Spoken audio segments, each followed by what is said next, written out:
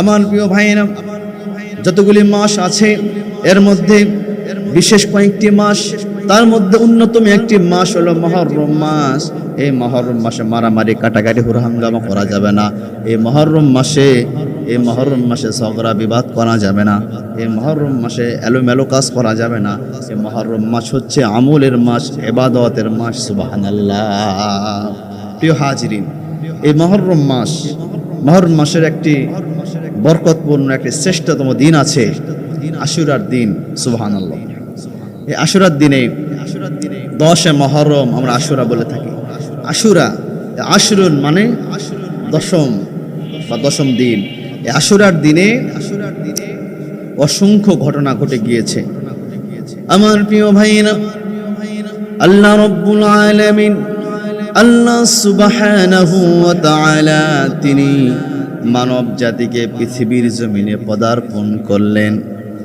আল্লাহ রাব্বুল আলামিন যুগে যুগে পৃথিবীর জমিনে নবী রাসূলদেরকে পৃথিবীর জমিনে পদার্পণ করেছেন। এরপরে আল্লাহ রাব্বুল আলামিন যুগে যুগে ধারাবাহিকভাবে আল্লাহ রাব্বুল আলামিন আসমানি কিতাব পৃথিবীর জমিনে নাজিল করেছেন, সহিফা নাজিল করেছেন।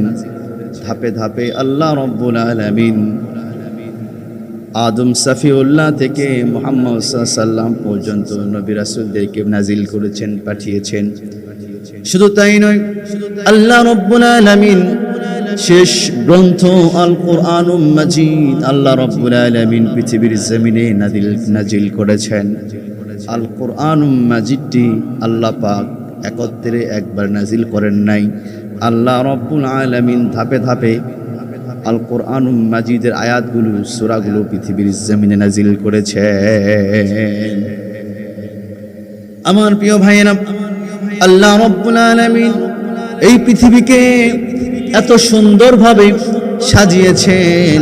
আল্লাহ রাব্বুল আলামিন খুঁটি ছাড়া আসমান দান করেছেন। আল্লাহ রাব্বুল আলামিন জমিন দান করেছেন।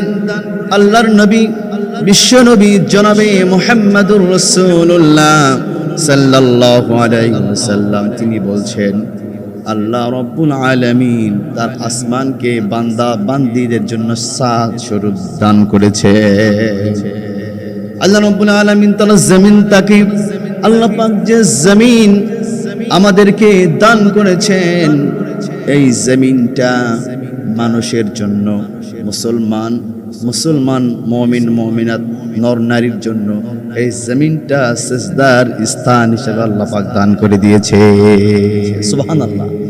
আল্লাহ পাক আসমানটাকে সাদ স্বরূপ দিয়েছেন আমাদের জন্য, আর এই জমিনকে আল্লাহ রাব্বুল আলামিন সিজদার স্থান, সিজদার জায়গা আল্লাহ সুবহানাহু ওয়া তাআলা দান করেছেন। সুবহানাল্লাহ।